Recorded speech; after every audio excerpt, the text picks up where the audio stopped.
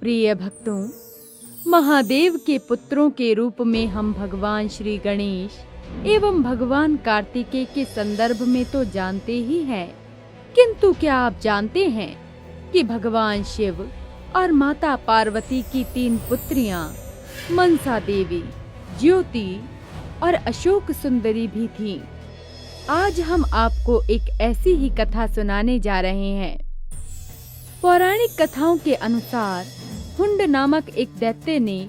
सहस्त्र वर्षों तक घोर तप कर अनेक शक्तियों को प्राप्त कर लिया था और शक्तियों को प्राप्त कर उसे स्वयं पर अत्यंत अहंकार हो गया। वो अपने तप द्वारा अर्जित शक्तियों का अनुचित लाभ उठाकर देवताओं को भी व्याकुल करने लगा। ऋषि मुनियों और देवताओं पर इस प्रकार की दुष्टता होते देख अशोक सुंदरी दैत्य हुंड पर अत्यंत क्रोधित हुई और इस कारण अपनी बाल्यावस्था में ही उन्होंने हुंड दैत्य को श्राप दे दिया। दैत्य हुंड,